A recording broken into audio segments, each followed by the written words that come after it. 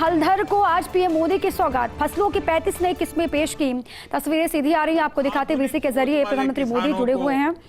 हलधर को की जा रहा है सौगात दे रहे हैं। और छोटे छोटे किसानों की जिंदगी में बदलाव की आशा के साथ ये बहुत बड़ी सौगात आज मैं मेरे देश के कोटि कोटि किसानों के चरणों में समर्पित कर रहा हूं। अलग अलग फसलों की 35 नई वैरायटीज आज जारी हुई हैं। आज रायपुर में national institute of biotic stress management का लोकार्पण भी हुआ है। 4 एग्रीकल्चर यूनिवर्सिटीज को ग्रीन कैंपस अवार्ड भी दिए गए हैं। मैं आप सभी को, देश के किसानों को, कृषि वैज्ञानिकों को बहुत बहुत बधाई देता हूं।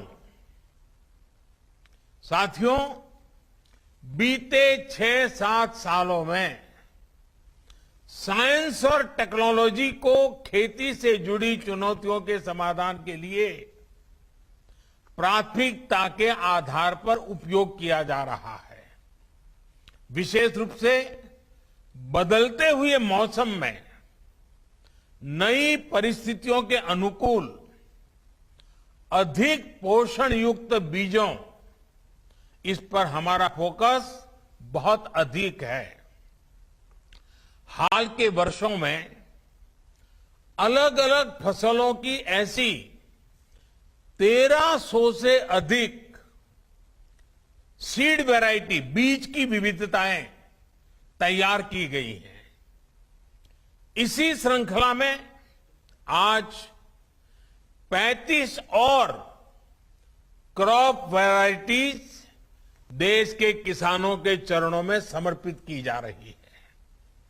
ये क्रॉप वैरायटीज, ये बीज जलवायु परिवर्तन के प्रभाव से खेती की सुरक्षा करने और कुपोषण मुक्त भारत के अभियान में बहुत सहायक होने वाला ये हमारे वैज्ञानिकों की खोज का परिणाम है।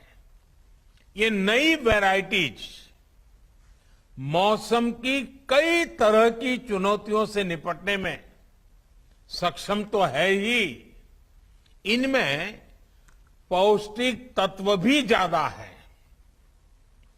इनमें से कुछ वैरायटी कम पानी वाले क्षेत्रों के लिए है, कुछ क्रॉप गंभीर रोगों से सुरक्षित है, कुछ जल्दी तैयार हो जाने वाली है, कुछ खारे पानी में भी हो सकती है। यानी देश की अलग अलग परिस्थितियों को ध्यान में रखते हुए इन्हें तैयार किया गया है। छत्तीसगढ़ के national institute of biotic stress management के तौर पर देश को एक नया वैज्ञानिक काम के लिए राष्ट्रीय संस्थान मिला है। ये संस्थान मौसम और अन्य परिस्थितियों के बदलाव से पैदा हुई चुनौतियां, बायोटिक स्ट्रेस, इससे निपटने में देश के प्रयासों को वैज्ञानिक मार्गदर्शन मिलेगा, वैज्ञानिक सहायताएं मिलेगी और वो बहुत बल देगा। यहां से जो मैन पावर ट्रेन होगा, जो हमारा युवा धन तैयार होगा, वैज्ञानिक मन मस्तिष्क के साथ जो हमारा वैज्ञानिक तैयार होगा, जो यहां पर समाधान तैयार होंगे, जो सॉल्यूशन निकलेंगे, वो देश की कृषि और किसानों की आय बढ़ाने में कारगर सिद्ध होंगे। साथियों, हम सभी जानते हैं कि हमारे देश में फसलों का कितना बड़ा हिस्सा कीड़ों की वजह से बर्बाद हो जाता है। इससे किसानों का भी बहुत नुकसान होता है। पिछले वर्ष ही कोरोना से लड़ाई के बीच में हमने देखा है कि कैसे टिड्डी दल ने भी अनेक राज्यों में बड़ा हमला कर दिया था।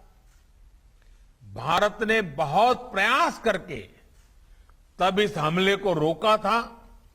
किसानों का ज्यादा नुकसान होने से बचाने का भरपूर प्रयास किया गया था। मैं समझता हूं कि इस नए संस्थान पर बहुत बड़ा दायित्व है और मुझे विश्वास है कि यहां काम करने वाले वैज्ञानिक देश की उम्मीदों पर खरा उतरेंगे। साथियों, खेती किसानी को जब संरक्षण मिलता है, सुरक्षा कवच मिलता है, तो उसका और तेजी से विकास होता है। किसानों की जमीन को सुरक्षा देने के लिए उन्हें अलग अलग चरणों में 11 करोड़ सॉइल हेल्थ कार्ड दिए गए हैं।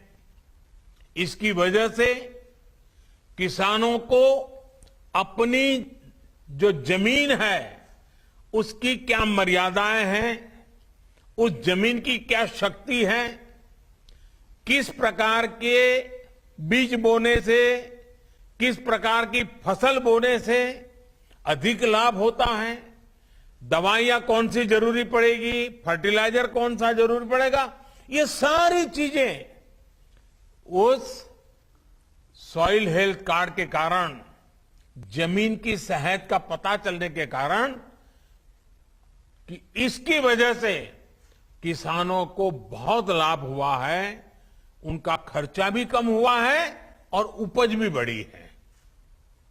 उसी प्रकार से यूरिया की 100% से 100% नीम कोटिंग करके हमने खाद को लेकर होने वाली चिंता को भी दूर किया।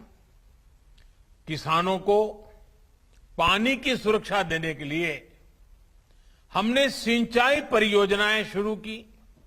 दशकों से लटकी करीब करीब 100 सिंचाई परियोजनाओं को पूरा करने का अभियान चलाया। बहुत बड़ी मात्रा में बजट लगा दिया इसके लिए। उसके कारण किसानों को पानी मिल जाए तो वो पानी से पराक्रम करके दिखाता है। उसी प्रकार से पानी बचाने के लिए हमने माइक्रो इरिगेशन, स्प्रिंकलर, उन चीजों के लिए भी बड़ी आर्थिक मदद करके किसानों